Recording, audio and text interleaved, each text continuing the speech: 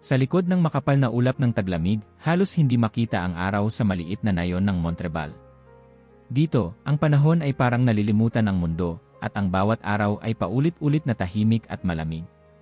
Sa gitna ng pader na bato at lumang kalsada, naroroon ang isang simbahan, lumang-luma, parang isang matandang babae na matagal nang walang bumisita, pero naglalaman pa rin ng hiwaga. Ang simbahan ay halos walang tao, at ang tunog ng kampana ay mas parang paalala ng nakaraan kaysa paanyaya na ngayon. Nakatayo sa harap ng altar si Padre Jack Limon, 72 taong gulang, ang tanging pari sa Montreal sa loob ng higit 50 taon. Habang pinagmamasdan niya ang mga bangkong bakante, naramdaman niyang parang sinusubukan niyang makipag-usap sa hangin. Pinahid niya ang pawis sa noo kahit malamig at bumuntong hininga. Panginoon, ano pa ba ang ginagawa ko rito? Bulong niya sa sarili, halos hindi niya namalayang narinig ng mga bato sa paligid. Naalala ni Jack ang kanyang ina, si Marie Claire, isang babae ng malalim na pananampalataya na nagturo sa kanya ng bawat dasal at nagbilin, Jack, huwag kang titigil. Kahit walang tao, balang araw may makikinig. 28 taon lang siya nang ilibing niya ang kanyang ina sa ilalim ng mga punong napapaligiran ng nyebe. Noon, puno siya ng sigla at pag-asa, naniniwala siyang magagawa niyang buhayin ang pananampalataya ng nayon. Ngunit habang lumilipas ang mga taon, unti-unti siyang kinain ng kalungkutan, at ang simbahan ay lalo lamang nalugmok sa katahimikan. Pinunasan niya ang luma at tagpi-tagping sutana. Kailangan na naman itong tahiin. Naramdaman niyang sumakit ang tuhod habang paakyat sa altar. Sa bawat hakbang, may kasamang ingay ang bawat halakhak ng mga tabla sa sahig, na tila ng aasar, kita mo. Mag-isa ka na naman. Ngunit hindi siya sumuko. Tinignan niya ang imahe ng Birheng Maria na nakalagay sa mataas na angkop na lugar. Ito ay dinala pa mula sa Espanya, gawa sa mabigat na plaster, at tila pinapanood siya ng may lungkot at awa. Bakit parang nalulungkot ka na rin, inay? Napabuntong hininga si Jack, nakatingin sa mga mata ng rebulto. Sa loob ng mahigit isang siglo, doon lang siya nakalagay, walang kumakausap, walang nag-aalay ng bulaklak. Dati, puno ng tao ang simbahan tuwing linggo. Ngayon, kung minsan ay 3 o 4 na lamang ang naroon, at sa masamang araw, siya lang mag-isa ang nagdadasal. Habang nililinis ni Jack ang altar, napatingin siya sa mga marka ng kamay sa madilim na kahoy, mga bakas ng panalangin, galit, at pag-asa ng mga naunang henerasyon. Minsan, naiisip niyang malapit na ring maglaho ang lahat ng iyon. Pinalaya niya ang isang buntong hininga at nagsindi ng kandila. Sa sandaling iyon, pumasok si Jen, isang matandang lolo na hirap maglakad. Magandang umaga, Padre, mahina at nanginginig na bati ni Jen, na may dalang sanga ng lavender. Para po sa Birhen. Ay, Jen, ikaw na lang yata ang tapat kong kasama, pabirong sagot ni Jack, pilit pinapawi ang bigat sa puso. Umupo si Jen sa likod, nagkrus, at nagsimula ng sarili niyang tahimik na dasal. Pinagmamasdan ni Jack ang kanyang maliit na kongregasyon, 4 na tao, nag-iisa, pagod, pero naroon pa rin. At minsan, kapag ganito ang linggo, pakiramdam niya ay sapat na yon. Nag-umpisa ang misa, at sa bawat bahagi, parang naririnig niya ang sariling tinig na sumasayaw sa hangin, walang bumabalik kundi ang alingawngaw ng mga bato. Ama namin tahimik. Sumasampalataya ako, mas tahimik pa. Walang organo, walang koro. Ang liwanag ng mga kandila ay naglalaro sa pader, parang multo ng mga panahong puno ng buhay ang simbahan. Inabot ni Jack ang kanyang lumang rosaryo, hawak ito ng mahigpit habang binibigkas ang mga misteryo. Nang matapos ang misa, umupo siya sa likod ng altar. Tinapik niya ang upuan at sinambit sa hangin, Ina, hanggang kailan pa? Hanggang kailan ako magsasalita sa mga dingding? Walang sumagot. Pero may kung anong katahimikan ang bumalot sa kanya. Bumaba siya at lumapit sa rebulto ng Birhen. Nilapag niya ang maliit na puting bulaklak na nakuha niya mula sa hardin, ang una niyang alay matapos ang maraming taon. Kahit wala na silang bumabalik, hindi pa rin kita iiwan. Hindi pa rin kita bibitawan, bulong niya. Pag-uwi niya sa maliit na parsonage, sinalubong siya ng lamig ng fireplace na matagal nang hindi ginagamit. Umupo siya sa lumang armchair, tumitig sa kisame at pilit hinahanap ang sagot sa mga bitak. Sa labas, narinig niya ang tunog ng hangin na parang umiiyak. Napapikit siya, tila naririnig ang tinig ng ina, Jack, kahit isa lang ang makinig, dapat mo pa ring ituloy. Tumango siya sa dilim, hawak-hawak ang rosaryo. Parang may gumaan, ngunit alam niyang bukas, panibagong hamon na naman. Sa kabila ng lahat, hindi pa rin siya sumusuko. Linggo ng umaga. Ang lamig ng simoy ay parang nanunuot sa mga buto, at ang manipis na ulap ay tila mahigpit na kumukubli sa liwanag ng araw. Dahan-dahan, binuksan ni Padre Jack Limon ang malalaking pinto ng simbahan ng Montrebal, nilalanghap ang hangin na may bahid ng nyebe, parang pilit niya itong nilulunok kasama ng lahat ng pag-aalinlangan. Walang kakaiba, iyon ang inakala niya, pero iyon din ang araw na magbabago ang lahat. Sumabay sa tunog ng kanyang mga hakbang ang mahina at paulit-ulit na langit-ngit ng mga upuan sa loob. Nasanay na siya na halos walang tao, kaya't hindi na siya umaasa sa kahit sinong darating. Kadalasan, si Jen lang at si Senora Elise ang pumapasok, dalang-dala ang kanilang sariling katahimikan. Ngunit sa araw na ito, bago pa siya tuluyang makalapit sa altar, napansin niya agad na may kakaibang presensya.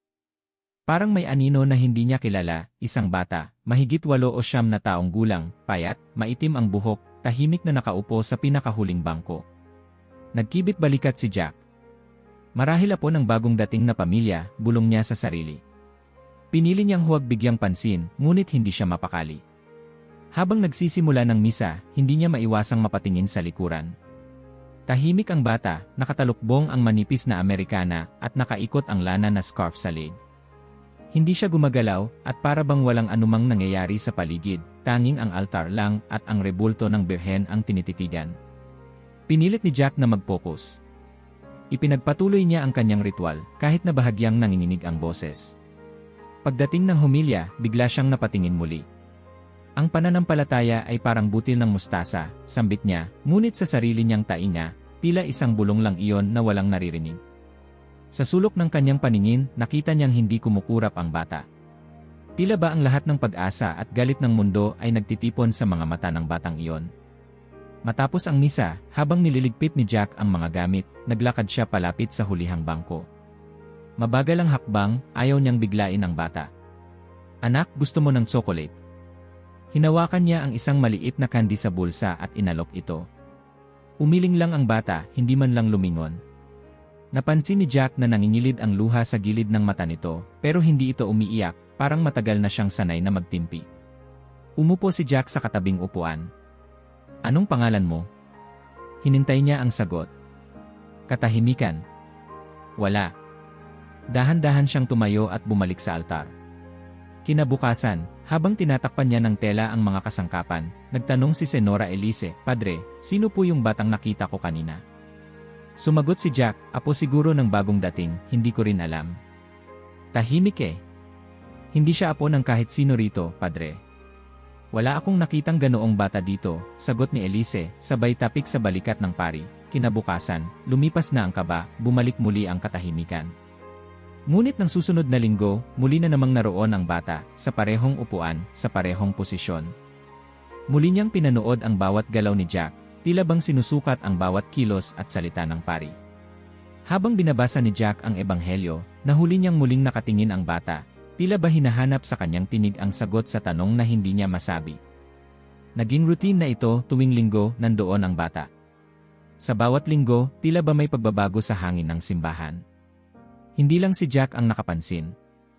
Isang beses, napatingin si Jen sa pari, parang gustong magtanong ngunit hindi nagtuloy. Napansin rin ni Senora Elise na tuwing dadaan siya sa tabi ng bata ay parang bumabagal ang oras. Ang organ, na dati tahimik, ay minsang tumunog ng bahagya, parang hinihimas ng malamig na hangin. Isang umaga, bago pa man sumikat ang araw, pumunta si Jack sa simbahan ng mas maaga. Nakita niya agad ang bata, nakaupo na roon. Napatigil siya, may daladalang puting bulaklak ang bata, inilapag sa paanan ng birhen. Hindi siya nag-atubili. Nilapitan niya, salamat, anak. Ang ganda ng bulaklak. Nilingon lang siya ng bata, tahimik, ngunit sa mga mata nito ay may aninag ng pasasalamat at lungkot. Sa loob ng ilang linggo, lalong tumibay ang hiwaga. Walang nakakakilala sa bata. Wala ring nakakita sa kanya sa plaza, sa palengke, o sa paaralan. Hindi siya kasama sa listahan ng mga batang nag-aaral. Tinanong ni Jack ang ilang residente, pati na ang bagong dating na mag-asawa. Padre, wala po kaming anak. Wala rin pong bata na bago rito, sagot ng lalaki. Nagsimula nang magkaroon ng bulong-bulungan sa mga bahay, sino ang batang yon? Kanino anak yon? Ngunit walang nakasagot. Habang lumilipas ang mga araw, napansin ni Jack na bumabalik ang sigla sa kanyang puso.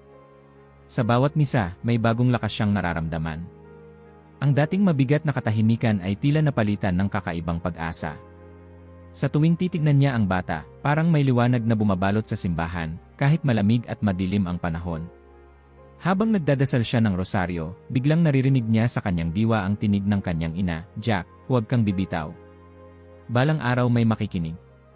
Minsang naglilinis siya sa sakristya, narinig niya ang tahimik na yabag. Sumilip siya, wala na ang bata.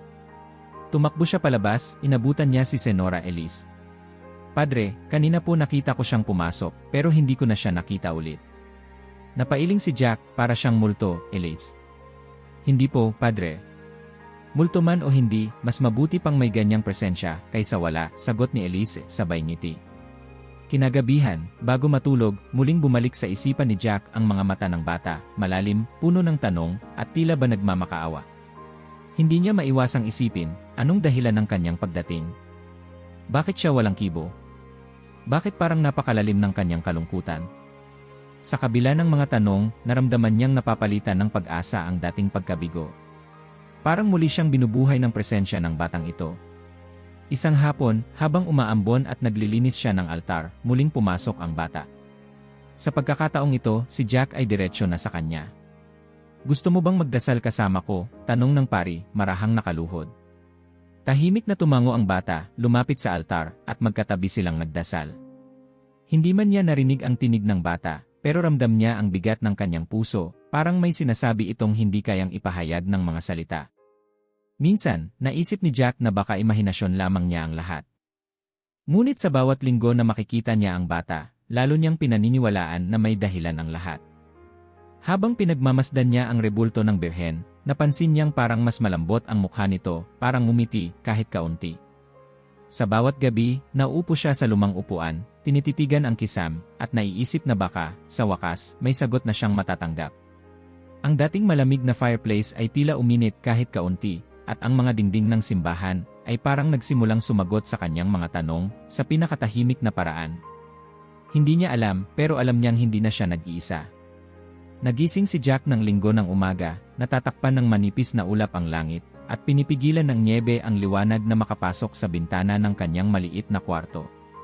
Ramdam niya ang lamig na tila baga sumisingit sa lahat ng sulok ng bahay, ngunit may kakaibang katahimikan na parabang may inaabangang dumating.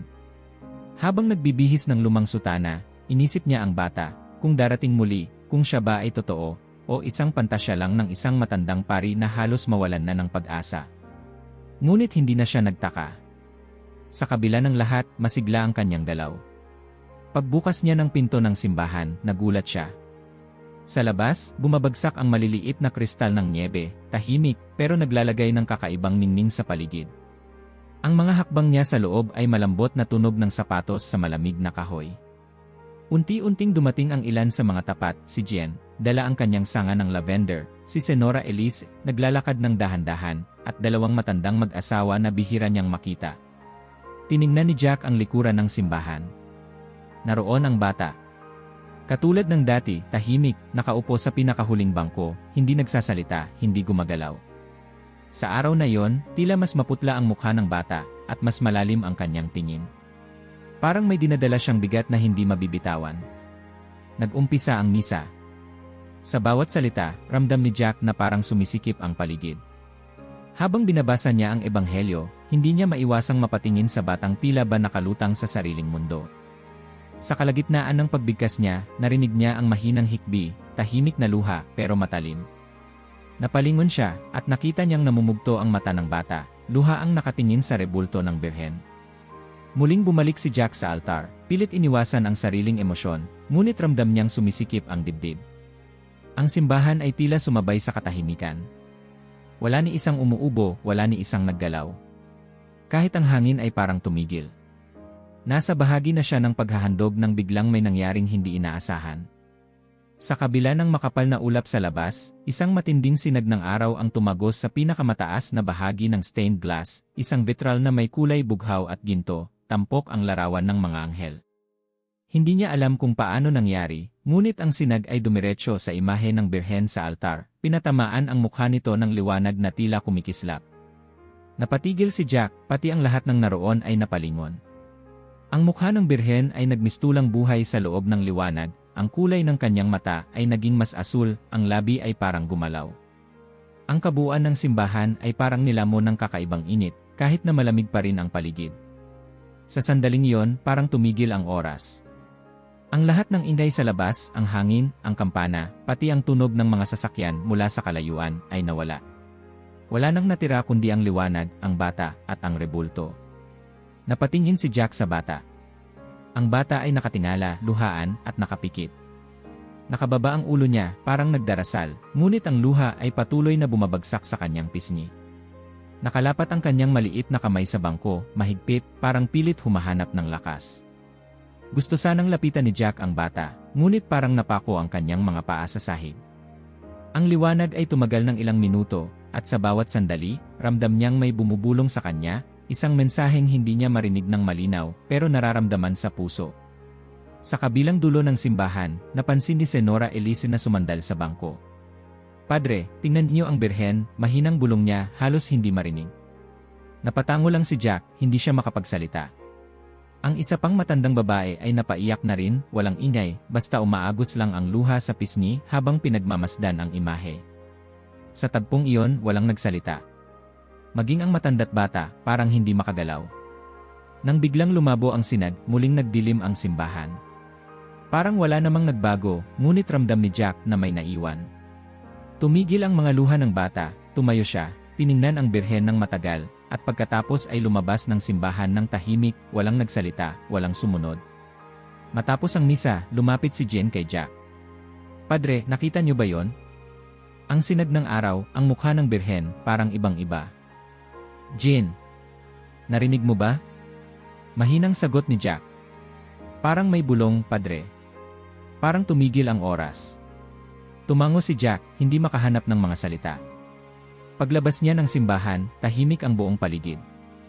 Ang nyebe ay patuloy na bumabagsak, ngunit may kakaibang pakiramdam si Jack, parang may yumakap sa kanyang kaluluwa, mainit sa kabila ng lamig. Habang nililinis niya ang altar, tinitigan niya ang rebulto ng birhen. Ang liwanag, ang luha ng bata, ang katahimikan, lahat ng iyon ay parang kwento na hindi niya maintindihan, ngunit hindi niya kayang ipaliwanag. Pag-uwi niya, napansin niyang parang mas magaan ang pakiramdam niya. Hindi niya alam kung bakit, pero sa tuwing naiisip niya ang bata at ang liwanag, napapangiti siya. Pagdating ng gabi, hindi siya agad nakatulog. Tumayo siya, bumalik sa simbahan, at naupo sa harap ng altar. Ang lugar ay malamig, ngunit naramdaman niyang mainit ang kanyang dibdib. Tumitig siya sa rebulto, at bulong niya, "Inay, kung may mensahe ka, gabayan mo ako. Kung ito man ay milagro, bigyan mo ako ng lakas para maunawaan." Walang sumagot, pero sa pinakadulo ng katahimikan, parang may narinig siyang mahina, isang hikbi, isang bulong, isang sigaw na hindi tunog kundi pakiramdam. Sa sumunod na linggo, muling dumating ang bata, tahimik, ngunit sa mga mata niya ay may bahid ng pag-asa. Ang iba pang mga tapat ay nagsimulang bumalik, hindi nila alam kung bakit, pero parang tinatawag sila ng simbahan. Minsan, habang naglilinis si Jack, nahuli niyang nakatingin ang bata sa kanya, at saglit nang umiti. Saglit lang, pero sapat para mapabuntong hininga si Jack ng may kagalakan. Pakiramdam niya, hindi siya nag-iisa. Malakas ang ihip ng hangin nang sumapit ang araw ng Epipanya. Ang mga kalsada ng Montrebal ay natatakpan pa rin ng yelo mula sa mga nagdaang araw, ngunit may kakaibang sigla sa paligid ng simbahan. Sa unang pagkakataon sa loob ng maraming taon, 12 tao ang naroon. 12, isang numero na hindi mapigilang mapansin ni Padre Jack, habang binibilang niya ang bawat pamilyar at bagong mukha na pumasok, iniisip ang mga apostol, ang mga simula ng lahat. Si Jen ay naroon, may hawak na sanga ng lavender, naglalakad ng dahan-dahan. Si Senora Elise, sa kabila ng kirot ng tuhod, ay nakangiti at mainat na umuupo malapit sa harapan. Ang mag-asawang Breton, tahimik na sumasabay sa dasal. May bagong mag-asawang dumating, mukhang may dalang kabataan sa mga mata, at 2 binatang hindi pa niya nakikita noon. Sa likod, gaya ng nakasanayan, nandoon ang bata, tahimik, hindi umaalis sa hulihang bangko, nakasuot ng lumang Amerikana, at suot pa rin ang lana na scarf. Ngayong umaga, parang mas malalim ang anino sa kanyang mga mata. Ilang minuto bago magsimula ang misa, tahimik ang lahat, parang may pinapakinggan sa hangin. Tila may kabog sa dibdib ni Jack, hindi niya maipaliwanag. Kinuha niya ang lumang rosaryo, pinadaanan ng daliri ang bawat butil, at lumapit sa altar. Habang inihahanda ang mga kandila, naisip niya ang mga nakaraang linggo, ang liwanag, ang batang lalaki, at ang mga patuloy na bumabalik. Hindi niya masabi kung milagro ito o simpleng pag-asa, pero ang araw na ito ay tila may nakatadhana. Mga kapatid, ipagdiwang natin ang pagdating ng Panginoon sa mundo, ang liwanag na bumalot sa ating kadiliman, malumanay niyang pagbati, pinilit gawing normal ang boses, kahit ang dibdib niya ay tila may kinikimkim na kaba. Mabagal ang bawat bahagi ng misa, parang humahaba ang oras. Habang binabasa ni Jack ang ebanghelyo, bigla niyang nadama ang malamig na hangin na sumingit mula sa gilid ng pader, bagamat lahat ng bintana ay sarado. Pagpasok nila sa bahay, nakita nila ang bata kasama si Maria na kanyang ina. Nagpatira pa sila at sinamba siya. Napatingin siya sa rebulto ng Birhen, nakaangat pa rin sa mataas na niche sa itaas ng altar. Isang sinag ng liwanag ang dumaan sa vitral, dumampi sa mukha ng rebulto. Nagkatinginan ang ilan sa mga tao, may kutob na may kakaiba sa sandaling iyon. Pagdating ng pagkakaloob, tumayo si Jack, handang ipagpatuloy ang ritual. Bigla, may narinig siyang kakaibang tunog. Isang tunog na mapurol, parang may bumagsak na mabigat, ngunit walang tunog ng pagkabasag. Napalingon siya, gayon din ang buong kongregasyon. Lahat ng ulo ay umikot sa isang direksyon. Ang rebulto ng Birhen Maria, na higit 2 metro ang taas mula sa sahig, ay wala na sa niche nito. Nakahiga ito ngayon sa gilid ng altar, walang bakas ng sira o bitak, ni walang natumbang kandila. Parang may dahan-dahang naglagay nito doon, at hindi basta bumagsak. Sumigaw ng mahina si Senora Elise. Ang mag-asawa sa likod ay natigilan. Si Jean ay napahawak sa rosaryo. Si Jack, halos hindi makagalaw, ay parang nanigas sa kinatatayuan. Ang hangin ay tumigil. Lahat ng naroon ay parang walang hininga, nagtataka kung anong nangyayari. Sa gitna ng katahimikan, tumayo ang bata mula sa hulihang bangko. Mabagal ang kanyang hakbang, tila pinapasan ang bigat ng mundo. Tumigil siya sa harap ng rebulto, lumuhod, at dahan-dahang nag-sign of the cross. Ilang segundo siyang nanatiling nakayuko, parang nagdarasal, habang ang lahat ng tao ay walang magawa kundi panoorin siya, nakahawak sa damdamin, parang pinipigilan ang paghinga. Tila bumaba ang malamig na hamog sa buong simbahan. Wala ni isang kumibo. Maging ang mga kandila ay parang natigil sa pagliyab. Naramdaman ni Jack na nanginginig ang kanyang kamay, pinilit niyang lumapit, ngunit parang may humahawak sa kanyang balikat, nagpapigil, nag-utos na huwag makialam. Ang bata, matapos magdasal, tumayo at sumulyap kay Jack. Sa unang pagkakataon, parang nagsalita ang kanyang mga mata, parang may gustong ipabatid, isang lihim na hindi kailanman mailalabas sa salita. Pagkatapos, lumakad siyang palabas ng simbahan, tahimik, parang hangin na dumaan sa pagitan ng mga haligi. Walang sumubok na humabol. Nang lumingon muli si Jack, wala na ang bata. Parang biglang naubos ang lakas ng lahat. Si Senora Elise ay lumapit kay Jack, nanginginig. "Per, ito ba ay tanda?" Hindi siya sumagot. Hinawakan niya ang kamay ng matanda, mahigpit, parang doon siya kukuha ng lakas. Ang ilan ay lumuhod, tahimik na nagdasal, ang iba'y humawak sa bawat isa. May lumapit sa rebulto, dahan-dahang hinipo ang malamig na plaster, parang tinitiyak na totoo ang nangyari. Si Jean, lumapit, hinawakan ang ulo ni Jack, "Hindi pa ako nakakita ng ganito, Padre." Parang bumaba ang langit. "Hindi ko alam, Jean." "Hindi ko alam," mahinang sagot ni Jack, nangingilid ang luha sa mata, hindi niya maipaliwanag kung bakit, takot, kaba, o tuwa. Dahan-dahang bumalik si Jack sa altar, lumuhod sa harap ng rebulto. Wala siyang masambit kundi "Salamat, Panginoon." "Salamat." Paulit-ulit niyang sinasabi iyon, habang ang mga tao ay tahimik na nagmamartsa papalapit, ang bawat kilos ay puno ng pagkamangha. Makalipas ang ilang minuto, isa-isang nagsyalisan ang mga tao, hindi makapagsalita, parang ayaw putulin ang mahika ng sandali. Sa labas, nagsimula na namang bumagsak ang nyebe, ngunit ang simbahan ay mainit, puno ng kakaibang liwanag, kahit walang nagbabagong kandila. Nagpaiwan si Jack, nilapitan ang rebulto, dahan-dahang sinuri ang bawat bahagi. Wala ni isang gasgas, ni isang lamat. Tumango siya, hindi makapaniwala. Hindi ito maaaring basta bumagsak, bulong niya. Sinuri niya ang kinatatayuan ng rebulto. Matibay, walang bakas ng pagkasira, walang lindol, walang pumutok na tabla, walang alingasngas ng mga daga. Walang dahilan, bulong niya, paulit-ulit, wala. Kinagabihan, nabalitaan agad sa nayon ang nangyari. Habang naglalakad siya pauwi, sinabayan siya ni Senora Elise. Padre, ito ay tanda. Sinasabi sa akin ng puso ko. Nagising ang pananampalataya ko, Padre. Hindi ko alam, pero gusto kong bumalik. Gusto kong magdasal. Mahigpit ang hawak ng matanda sa kanyang rosaryo, at sa mga mata niya ay may luha ng pag-asa. Bumalik ka, anak, mahina at puno ng emosyon na tugon ni Jack, hindi ka kailanman nawala sa panalangin ko. Nang makarating sa bahay, naupo si Jack sa lumang silya, hindi mapakali. Nagtataka siya kung paano niya ipapaliwanag sa sarili, o kahit sa sinuman, ang kanyang nasaksihan. Walang paliwanag. Walang lohika. Ngunit ramdam niyang hindi na siya nag-iisa, at hindi lang siya ang nagbago. Ang buong Montrebal ay parang naalimpungatan mula sa mahabang pagkakatulog. Kinabukasan, nagpunta siya sa panaderya upang bumili ng tinapay.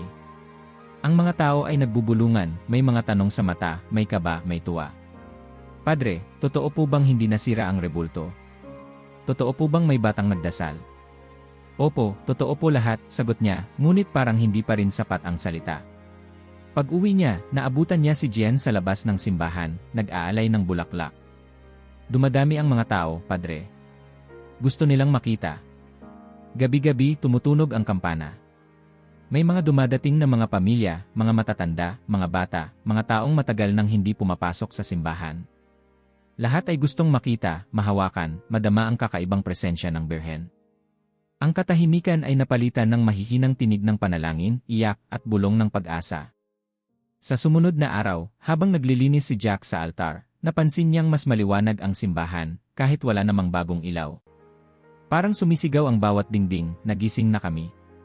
Tumitig siya sa rebulto, ngayon ay inilagay pansamantala sa altar, tinabingan ng puting tela at mga bulaklak. Hindi ka bumagsak, inay. Bumaba ka. Bumaba ka para abutin kami. Walang paliwanag, pero lahat ng puso sa Montrebal ay tila tinamaan ng isang liwanag na matagal nang nawala. Ang mga dating bakanting bangko, isa-isa nang napupuno. Minsan, naririnig ni Jack ang mga tawa ng bata, ang mahihinang kwento ng matatanda, at ang pagbalik ng pag-asa sa mga mata ng kanyang bayan. Sa unang pagkakataon sa mahabang panahon, tumingin siya sa langit, at nagsalita ng buo ang kanyang loob, "Salamat, Panginoon." Naririnig na nila. Bumalik na sila. Bumangon si Jack kinaumagahan na hindi pa rin makapaniwala sa nangyari. Habang umiikot siya sa maliit na kusina, bumabalik sa isip niya ang bawat detalye ng pagbagsak ng rebulto, ang tunog na walang tunog ng pagkabasag, ang malamig na katahimikan, at ang misteryosong paglapit ng bata. Hindi niya maintindihan. Pinilit niyang bumuo ng paliwanag, baka may sumuportang alikabok, baka may pusa o daga, baka may naganap na mikrolindol, baka.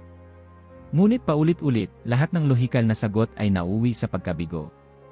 Ang altar ay matibay, ang base ng rebulto ay hindi gumuho. Walang bakas ng anuman. Kinagabihan, naupo siya sa altar, harap ng Birheng Maria na pansamantalang inilagay sa puting tela. Kinuha niya ang rosaryo, hinaplos ang mga butil, at napabuntong hininga. Panginoon, anong ibig sabihin nito? Maria, bakit mo kami dinalaw? Ano ang mensahe mo? Wala siyang sagot na narinig, pero ramdam niya ang bigat at init ng presensya, parang may yumakap sa kanyang balikat. Sa mga susunod na araw, napansin niyang dumarami ang mga taong pumapasok sa simbahan.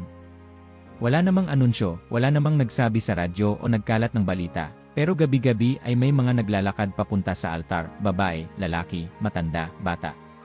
May ilan na tumitingin lang sa rebulto, parang nananabik na makausap ito.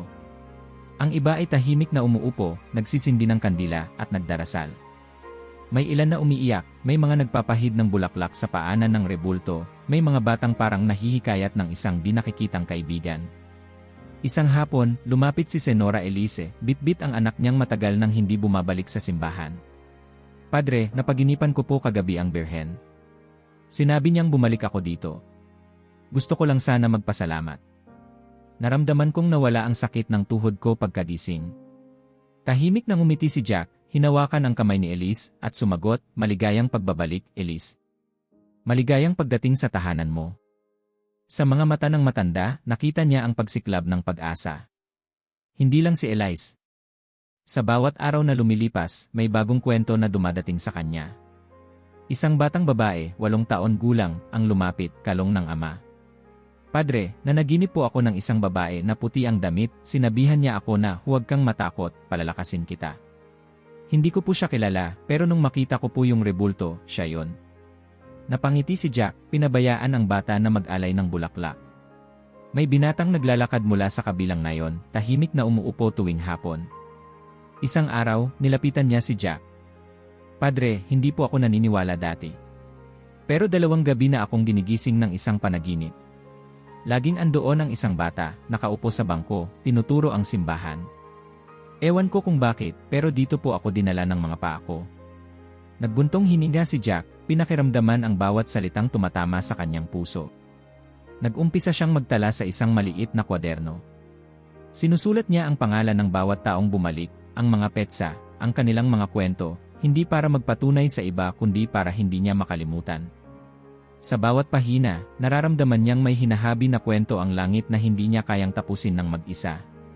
Isang gabi, habang naglilinis ng altar, may lumapit na matandang lalaki na bihira niyang makita. Padre, patawad po kung naging matigas ang ulo ko noon. Hindi ko na kayang tiisin ang lungkot. Naramdaman ko po kagabi na parang may kamay na humawak sa balikat ko. Nang magising ako, ang tanging gusto ko ay magdasal. Dito po, sa harap ng Birhen. Napayuko si Jack, nilapitan ang matanda, at sabay silang nagdasal. Pati ang mga bata ay tila nababago. May 2 batang magkapatid na madalas maglaro sa labas ng simbahan, pero nitong mga araw, abala sila sa pagtulong maglinis at magsindi ng kandila. Isang umaga, nakitang nakaluhod ang 2 sa paanan ng Birhen, tahimik, walang ingay. Nilapitan sila ni Jack. Ano ang ginagawa niyo, mga anak? Padre, nagdasal po kami na sana bumalik si Mama. Wala pa siya, pero naramdaman po naming hindi kami nag-iisa dito. Lumambot ang puso ni Jack, sabay yakap sa magkapatid. Hindi rin nawala ang mga tanong at pagdududa. May ilang pumunta, mausisa, tila naghahanap ng anomalya, nagsusuri ng base ng rebulto, tinitingnan ang kisami, naghahanap ng patunay na may nanloko. Pinabayaan lang sila ni Jack. Hindi niya ipinilit ang sagot. Hinayaan niyang ang katahimikan at presensya ng lugar ang magsalita para sa kanya. Isang araw, may dumating na batang babae, mag-isa, tahimik, bitbit ang laruang oso. Tumigil siya sa harap ng rebulto, inilapag ang laruan, at nagdasal. Pag-alis niya, iniwan ang oso, at nang tanungin siya ni Jack, umiti lang ito, para po kay Mama Mary, para hindi na siya malungkot. Mula noon, tuwing umaga, may bagong laruan, bulaklak, o sulat na makikita sa paanan ng rebulto. Unti-unting nabubuhay ang simbahan sa mga regalong walang hinihintay na kapalit. Habang lumilipas ang mga araw, ramdam ni Jack ang kakaibang pag-ikot ng mundo. Wala siyang ipinalalaganap na himala, walang ipinipilit na paliwanag. Pero sa bawat gabi, habang binabasa ang kanyang kwaderno, iniisa-isa ang mga kwento ng mga tao, nararamdaman niyang may nangyayaring mas malalim, mas tahimik, mas totoo. Minsan, habang nagdarasal siya mag-isa, naramdaman niyang parang may mainit na kamay na humahaplos sa kanyang balikat. Napatingin siya sa rebulto, at sa loob ng ilang segundo, parang kumikindat sa kanya ang Birhen, hindi pisikal, kundi parang nagbigay ng kumpas ng pag-apruba. Sa mga mata ni Jack, nag-umapaw ang luha, ngunit hindi na ito luha ng lungkot kundi luha ng pasasalamat. Isang gabi, habang nagsusulat siya ng huling kwento ng araw, napaisip siya sa batang lalaki, ang batang misteryoso na unang nagbalik sa kanya ng pag-asa. Hindi na muling bumalik ang bata matapos ang pagbagsak ng rebulto. Ngunit sa bawat kwento, sa bawat panalangin ng mga bumabalik, nararamdaman ni Jack na naroon pa rin siya. Parang siya ang unang humawak ng kamay ng Birhen at tumulong magbukas ng pinto para sa lahat ng nawalan ng pananampalataya. Bago matulog, isinara ni Jack ang kanyang kwaderno, tumingin sa langit, at bulong niya, "Salamat, Maria. Salamat sa mga kamay mong hindi nakikita, na bumubuo ng tahanan sa mga pusong naghahanap ng liwanag." Napangiti siya, dahil alam niyang bukas, panibagong kwento na naman ang kanyang maririnig. Mabigat ang hamog ng umaga, parang mas malalim ang katahimikan ng simbahan. Maraming araw na ring dumaan mula nang bumagsak ang rebulto ni Maria. Ngunit tila hindi pa rin nauubos ang pagdating ng mga tao, ilan ay para tumingin, ilan ay para magdasal, at ang iba ay simpleng gustong makaramdam ng kakaiba. Pero sa araw na ito, may dumating na kakaibang bisita. Habang abala si Jack sa pag-aayos ng mga bulaklak sa altar, pumasok ang isang matandang babae, may balot na sombrero at payat ang katawan. Sa unang tingin pa lang, alam ni Jack na hindi niya ito taga rito. Maingat ang bawat hakbang ng matanda, tila pinag-isipan kung papasok ba siya o hindi. Hinintay niya, walang nagsalita. Nang sa wakas ay makalapit siya sa altar, humugot ng malalim na buntong hininga ang babae, at dahan-dahang inilabas ang isang luma at kupas na larawan mula sa kanyang pitaka. Umupo siya sa bangko, tinawag si Jack, "Padre. Maaari po ba akong magkausap saglit?" Lumapit si Jack, naupo sa tabi ng matanda, ramdam niya ang panginginig ng kamay nito habang iniabot ang litrato. Sa loob ng dilaw na frame, kitang-kita ang isang batang lalaki, maitim ang buhok, malalim ang mata, at mahiyain ang ngiti. Tumigil ang oras sa paligid nila. "Ito po ang apo ko." Adrian ang pangalan niya, sabi ng matanda, mahina at pilit pinapatatag ang boses. 2 taon na ang nakalipas nang nawala siya. Nasagasaan po siya, pauwi mula sa paaralan. 9 na taong gulang. Natigilan si Jack. Tiningnan niyang mabuti ang larawan. Hindi siya maaaring magkamali. Ang batang ito, siya ang batang laging nauupo sa hulihang bangko, ang batang tahimik na nagbukas ng pinto sa lahat ng himala. "Adrian, siya po ba ang nakita ninyong bata dito sa simbahan?" Tanong ng babae, punong-puno ng pag-asa at takot ang mga mata. Tumango si Jack, bagaman may kaba sa dibdib. "Nakita ko siya. At hindi lang ako. Ilang linggo siyang dumadalo rito. Tahimik lang, nanonood. Nagdasal." Tumulo ang luha ng babae, ngunit may kakaibang liwanag sa kanyang mukha. "Padre, sa mga huling buwan ng buhay ng apo ko, paulit-ulit siyang nagkukwento tungkol sa isang babae na nakita raw niya sa panaginip. Sabi niya, siya ang aking inang liwanag. Madalas daw siyang dinadalaw, tinuturuan ng mga dasal, at sinasabing huwag siyang matakot kahit anong mangyari. Sabi niya, gusto kong bumalik sa simbahan, Lola. Gusto kong magdasal para sa mga taong nalulungkot. Ngunit hindi na namin siya nagawang maibalik dito. At nang mamatay siya, nanatili sa akin ang pangarap niyang iyon." Hindi makapagsalita si Jack. Parang biglang bumagsak ang lahat ng kwento, lahat ng himala sa iisang pangalan. Lumingon siya sa rebulto ni Maria, parang may kakaibang bigat sa dibdib. "Nandito siya, Lola. Nakita namin siya." Tumayo siya sa harap ng birhen. Parang alam niyang may misyon siya. Hindi siya nagsalita, pero ramdam naming lahat ang presensya niya. Umiyak na ang matanda, at pilit na pinigilan ang hikbi. "Noong gabi bago ako napadpad dito, nanaginip ako. Nakita ko ang apo ko, may hawak siyang puting bulaklak. Sabi niya, Lola, bumalik ka sa simbahan." Nandoon si Inang Liwanag. Nagising akong umiiyak at hindi na ako nakapaghintay. Alam kong dapat akong bumalik. Hinawakan ni Jack ang kamay ng matanda. Hindi ko po alam kung paano ipapaliwanag. Pero ramdam ko, si Adrian ang tagapaghatid ng pag-asa rito. Siya ang unang sumagot sa panalangin kong matagal nang walang tugon. Siya ang nagdala sa mga tao pabalik. Tahimik silang umupo, ang dalawa lang sa gitna ng malawak na simbahan. Sa labas, tila nawala ang ingay ng mundo. Parang pinakinggan ni Maria ang bawat kwento, bawat hikbi ng Lola. Saglit na bumalik ang mga alaala ni Jack, ang mga gabi ng kalungkutan, ang pagtatanong kung para saan pa ang lahat, at ang sandaling nawala ang pag-asa. Ngayon, parang biglang may liwanag na tumagos sa lahat ng kadiliman. "Padre, mahina ngunit buo ang tinig ng matanda, nais kong magpasalamat. Dahil binantayan niyo ang pangarap ng apo ko. Alam kong hindi ko na siya makikita, pero alam kong masaya siya. Hindi na siya nag-iisa." Sa sandaling iyon, naramdaman ni Jack na hindi na siya bumibigkas ng sarili niyang salita. Parang may humahawak sa kanyang puso, may gumagabay sa kanyang dila. "Hindi rin po ako nag-iisa, Lola. Minsan, ang mga sagot ng langit ay dumarating sa paraang hindi natin inaasahan. Pero narito tayo ngayon, buhay ang panalangin. Buhay ang pag-asa." Bumuntong hininga ang matanda, pinunasan ng luha, at tinitigan ang rebulto ng birhen. Alam mo ba, Padre, noong huling buwan niya, halos gabi-gabi siyang bumabanggit ng mga pangalan ng tao mula sa nayon. Pinagdadasal niya ang mga kaibigan, mga kapitbahay, kahit ang mga hindi niya kakilala. Sabi niya, Lola, lahat sila kailangan ng Inang Liwanag. Napangiti si Jack kahit namumugto ang mga mata. Parang siya ang naging maliit na pari, Lola. Padre. Palagi siyang nagsusulat ng mga pangalan sa kanyang maliit na kwaderno. Gusto niyang hindi makalimutan ni Maria ang mga panalangin ng bawat isa. Laging may hawak na lapis at papel. Muling bumalik sa isipan ni Jack ang kwaderno niyang pinuno ng mga pangalan ng mga bumalik, ng mga milagro, ng bawat kwento ng pag-asa. Parang may mahiwagang ugnayan. Parang itinuloy ni Adrian ang misyon ng kanyang buhay, at ngayon ay ipinagpatuloy niya ang misyon ng bata. Salamat, Lola. Hindi ko po makakalimutan ang kwento ng apo mo, bulong ni Jack, at may mainit na katahimikan na bumalot sa kanilang dalawa. Hindi na kailangan ng maraming salita. Sa harap ng altar, 2 pusong nagdurugo, 2 pusong muling binuhay ng pananalig. Bago umalis ang matanda, humingi siya ng isang pabor. Padre, maaari ko bang iwan ang larawang ito sa paanan ng Birhen? Para po alam ng lahat na may batang nagmahal sa kanila, kahit wala na siya. Tumango si Jack, dahan-dahang kinuha ang litrato, nilagay sa tabi ng mga bulaklak at laruan. Sa mga susunod na araw, hindi lang siya ang magsisindi ng kandila para kay Adrian, lahat ng dumadaan ay naglalapit ng panalangin, ng lihim, ng luha, ng pasasalamat.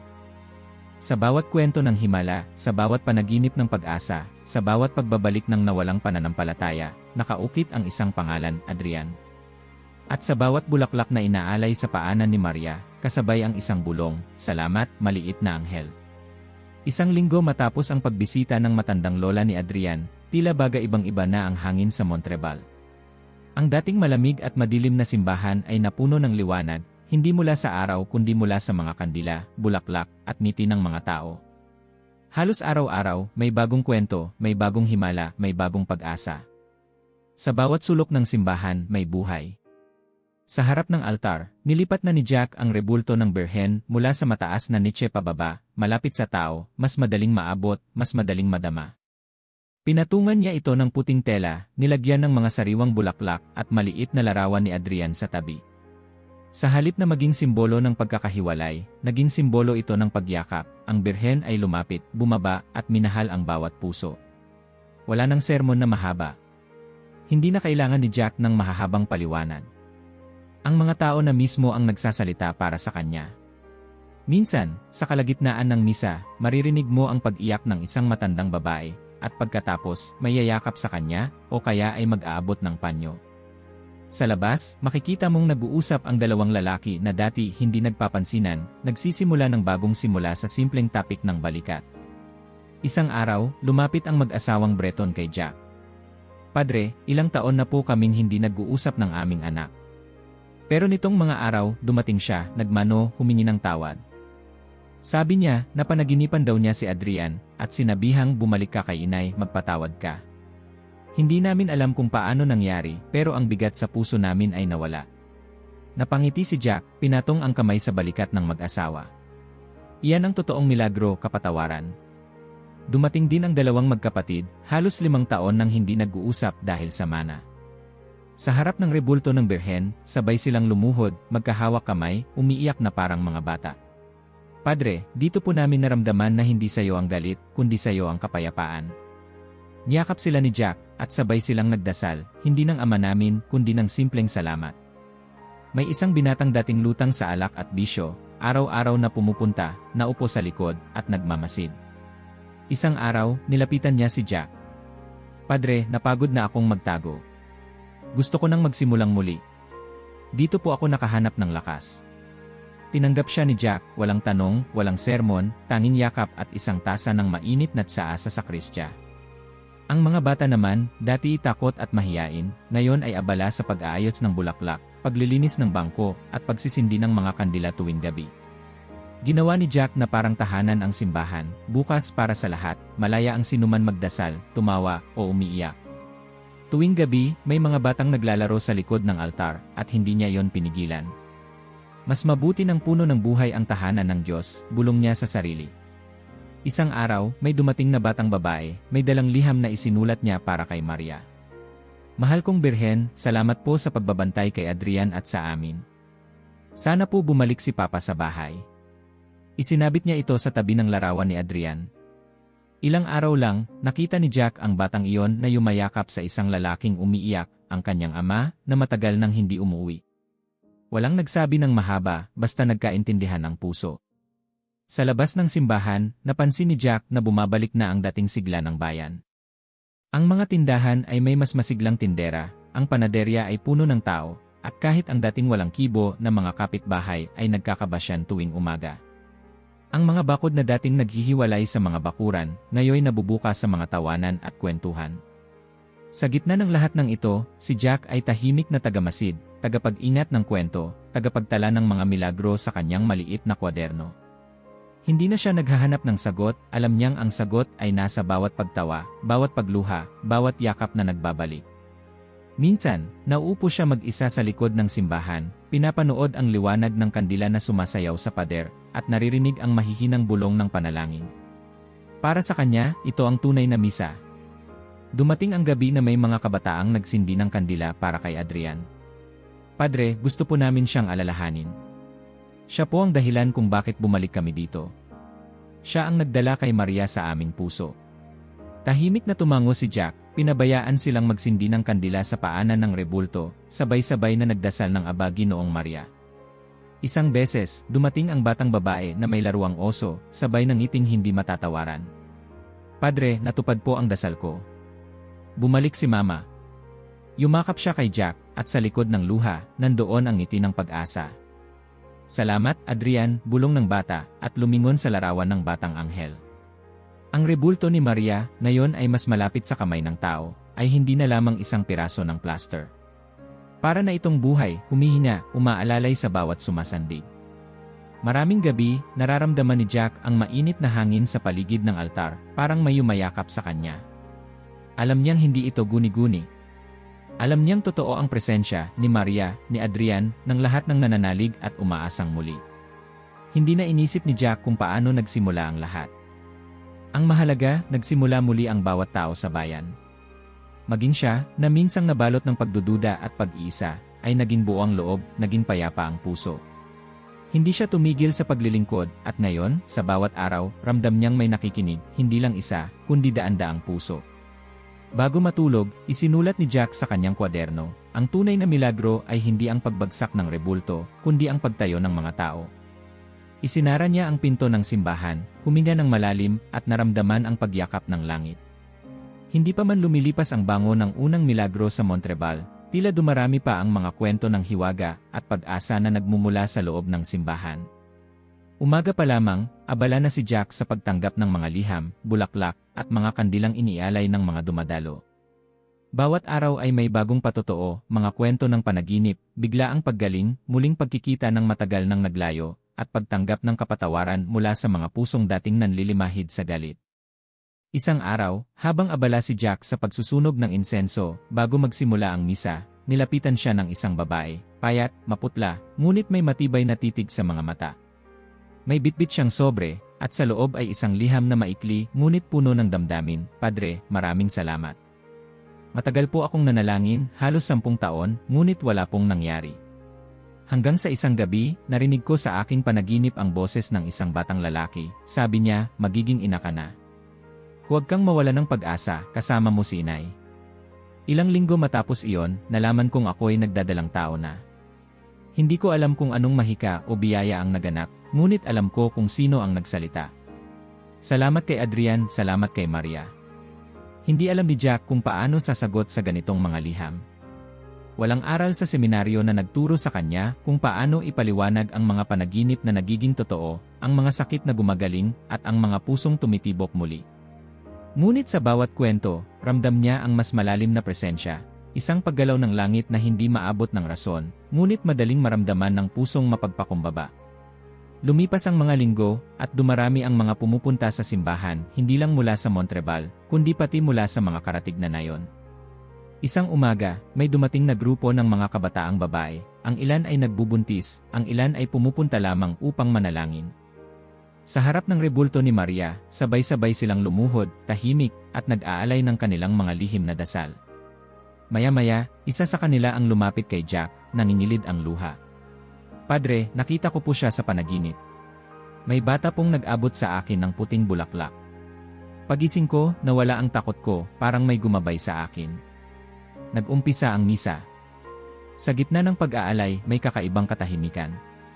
Ang liwanag mula sa stained glass ay parang mas matingkad kaysa dati.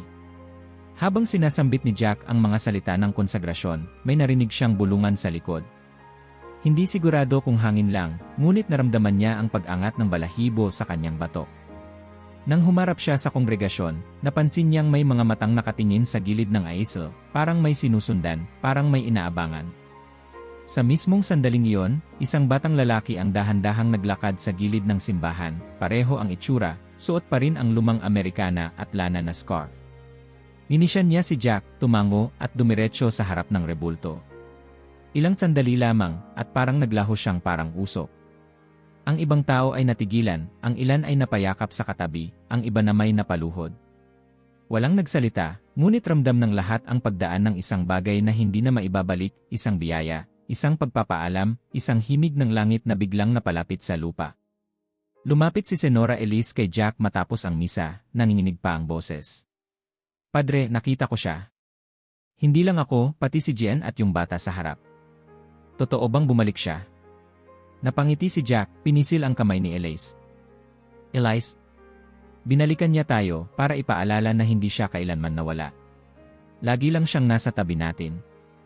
Lumipas ang mga araw at mas lalong lumalim ang ugnayan ng mga tao sa isa't isa. Minsan, habang nagwawalis si Jack sa bakuran, may dumaan na grupo ng mga lalaking dati nagbabangayan dahil sa lupa. Tahimik silang nag-usap sa gilid ng simbahan, at makalipas ang ilang minuto, nagsabay-sabay ng dasal at nagyakapan. Isinulat ni Jack sa kanyang kwaderno, ang lupa, tulad ng puso, ay kayang pagalingin ng pag-ibig. Sa gabi, nagsimula na ring magdasal ng rosaryo ang mga kabataan sa plaza, pinangunahan ng isang batang babae na dati hindi marunong magdasal. Ngayon, hawak niya ang rosaryo, nililibot ang bawat butil sa daliri, at sabay-sabay silang umaawit. Hindi nagtagal, sumama na rin ang mga matatanda, mga magulang, mga batang tumatakbo. Puno ng tawanan, awit, at panalangin ang hangin. Parang pista, ngunit tahimik at puno ng respeto. Isang gabi, umupo si Jack sa harap ng altar, hawak ang larawan ni Adrian. Ramdam niya ang malamig na hangin mula sa mga pader, ngunit mas mainit ang puso niya kaysa dati. "Adrian, kung tapos na ang iyong misyon, maraming salamat. Binuhay mo muli ang bayan, binuo mo ang mga pamilya, at higit sa lahat, ibinalik mo ang pag-asa ng mga tao. Hindi ka man nakikita ng lahat, pero alam naming nariyan ka, sa bawat bulaklak, sa bawat yakap, sa bawat kandila na sumasayaw sa dilim." Noong gabing iyon, napanaginipan ni Jack na nasa loob siya ng simbahan, puno ng ilaw, at may mga batang naglalaro sa paligid ng altar. Sa gitna ng lahat, nakita niyang nakatayo si Adrian, ngumiti sa kanya, at dahan-dahang lumapit. "Salamat, Padre Jack," bulong ng bata. "Tuloy lang po. Nandito lang kami." Nagising si Jack na may luha sa mata, ngunit magaan ang loob, isang katiyakan na hindi matatapos ang himala kahit matapos ang kwento. Sa sumunod na mga araw, dumami pa ang mga patotoo. May isang binatang nagsabing gumaling ang kanyang ina sa matagal na karamdaman, at pinaniniwalaan niyang dasal ni Adrian ang nagdala ng biyaya. May batang may problema sa paglalakad na unti-unting nakalakad muli matapos manalangin sa paanan ng rebulto ni Maria. Wala sa kanila ang naghahanap ng paliwanag. Basta't ang mahalaga, ramdam nila ang presensya, hindi lang ni Maria, kundi ng batang munting anghel. Isang tanghali, habang kumakain ng tinapay at sabaw sa sakristya, napansin ni Jack na may sulat na inilagay sa pinto. Binuksan niya ito at binasa ng marahan. "Salamat, Padre Jack, sa pagbubukas ng pinto para kay Maria at kay Adrian. Sa bawat araw na bumabalik kami dito, natututunan naming patawarin ang sarili at ang bawat isa. Salamat sa pag-ingat ng aming pananampalataya." Pinunasan ni Jack ang mata, ngumiti, at isinabit ang liham sa tabi ng altar, kasama ng mga bulaklak, kandila, at larawan ng batang anghel. Hindi na kailangan ng malaking himala. Ang tunay na milagro ay ang bawat hakbang ng pagbabago, ang muling pagtawa, ang muling pagtanggap, ang panibagong simula. Sa Montreal, namulaklak ang pananampalataya, hindi dahil sa rebulto, kundi dahil sa ugnayang itinahi ng mga puso. Sa huling gabi ng linggong iyon, bago isara ang simbahan, tumayo si Jack sa harap ng altar, tinanaw ang rebulto ng Birhen at ang larawan ni Adrian. Tahimik niyang sinambit, "Salamat, Inay. Salamat, Adrian. Salamat sa himalang hindi kailanman kita, ngunit walang kapantayang haplos." 11 ng Pebrero, kaarawan ng mahal na Birhen ng Lourdes. Ang liwanag ng araw ay mas banayad kaysa karaniwan, ngunit sapat upang gawing kumikislap ang nyebeng natira sa gilid ng mga kalye. Sa Montreal, parang may pagdiriwang na tahimik na bumabalot sa buong bayan. Ang bawat bahay ay may mumunting bulaklak sa bintana, at ang lahat ay tila nagmamadaling dumiretso sa iisang direksyon, ang simbahan. Bago pa man mag-umaga, ang maliit na simbahan ng Montreal ay punong-puno na. Mga matatanda na hirap maglakad, mga kabataan na abala sa buhay, mga magulang, bata, at pati mga bagong mukha mula sa kalapitbayan, lahat ay nagsiksikan sa pagitan ng mga lumang bangko at sa gilid ng altar. Ang bawat isa ay may dalang panalangin, lihim na hiling o simpleng kuryosidad. Walang maingay, ngunit puno ng bulungan, yakap at mga matang tila may hinahanap na kasagutan. Sa gitna ng altar, naroon na ngayon ang rebulto ng Birheng Maria, pinalibutan ng puti at asul na bulaklak, at sa tabi nito ay isang maliit na larawan ni Adrian, ang batang munting anghel, palaging may mahiyain ngunit tapat ng ngiti. Ang puting tela sa altar ay kumikintab sa ilalim ng liwanag ng kandila, at bawat panauhin ay lumalapit upang magbigay galang, maglagay ng bulaklak, o simpleng sandaling tumigil at magdasal. Tahimik na nagmamasid si Jack sa likod ng altar. Sa bawat sulok ng simbahan ay tanaw niya ang mga mukha ng mga taong naging bahagi ng kwento. Si Senora Elise, ngayon ay nakangiti at tuwid na nakaupo, si Jen na masiglang nagpapasa ng mga bulaklak sa mga bata. Ang mag-asawang Breton na mahigpit ang hawak sa kamay ng anak nilang dating matagal nang nawala, at ang batang babae na minsang nag-iwan ng laruang oso, ngayon ay kasama ang kanyang buong pamilya. Kahit ang mga dati takot pumasok sa simbahan ay naroon, masigasig na nakikibahagi sa bawat sandali. Bago magsimula ang misa, nilapitan ni Jack ang rebulto, hinaplos ang malamig na balikat nito, at nagbulong, "Inay, narito ka na ngayon, hindi sa itaas kundi sa gitna namin." "Salamat." Tumingin siya sa larawan ni Adrian at mumiti. Kinuha niya ang kanyang maliit na kwaderno, sumilip sa mga pahina, at tahimik na nagdasal, para sa lahat ng nakabalik, para sa lahat ng bumangon. Sinimulan niya ang misa sa matatag ngunit magaan na tinig. Walang sermon na mahaba. Ang bawat salita ay puno ng pag-asa at pagkilala sa himala ng ordinaryong araw, sa himala ng muling pagkikita, sa himala ng pagbabago. Ngayong araw, ipinagdiriwang natin hindi lamang ang isang rebulto, hindi lamang ang isang alaala, kundi ang buhay, ang bawat pagbabalik loob, bawat kapatawaran, bawat puso na tumitibok muli. Ang langit ay bumaba hindi upang sambahin mula sa taas, kundi upang samahan tayo rito sa lupa, sa bawat haplos, sa bawat panalangin. Ang mga kanta ay mas malakas kaysa dati, mas mainit, mas makapangyarihan. Ang bawat bata ay abala sa pagpasa ng mga bulaklak, ang mga matatanda ay nagtutulungan upang makapasok ang mga nahuhuli pa, at ang bawat pamilya ay magkatabing nagdarasal, magkahawak kamay, parang isang nilalang. Sa gitna ng lahat ng ito, naramdaman ni Jack ang kakaibang kapayapaan, isang katahimikan na hindi naglalaman ng lungkot, kundi puno ng pag-asa. Sa gitna ng homilya, nagkaroon ng sandaling katahimikan. Isang batang lalaki, nasa unang bangko, ay biglang tumayo at hinawakan ang kamay ng kanyang ina. "Mama, andoon siya," bulong niya, tinuturo ang gilid ng simbahan, malapit sa madilim na aisle. Lumingon ang lahat, at ilang sandali, parang may nakitang anino ng bata, parehong Amerikana, parehong ngiti. May ilan na napatayo, ang iba'y napahawak sa dibdib, ang ilan ay napaluha. Hindi lahat ay nakakita, ngunit lahat ay may naramdaman, isang mainit na kilabot sa balat, isang bulong sa puso, isang uri ng liwanag na dumaan sa kanilang kaluluwa. Si Senora Elise ay napapikit, mahigpit ang hawak sa rosaryo. Si Jen ay napatawa at napaluha sa sabay, habang ang batang babae ay mahigpit na yumakap sa laruang oso, parang narinig niya ang tinig ni Adrian na muling bumubulong. Nagtuloy ang misa. Sa sandali ng konsagrasyon, inilapit ni Jack ang tinapay at alak sa rebulto ng Birhen, inalay ang dasal hindi lamang para sa mga naroon, kundi para sa lahat ng nangangailangan ng pag-asa. Sa pagtatapos ng seremonya, hiningi niya ang katahimikan mula sa lahat. Minsan, iniisip natin na ang mga milagro ay galing sa langit, malayo, mahirap abutin. Pero ngayong araw, natutunan natin na ang milagro ay dumarating sa katahimikan, sa paghawak ng kamay, sa pagluha at pagtawa, sa simpleng pagbalik. Ang Birhen ay hindi bumaba para sambahin lamang.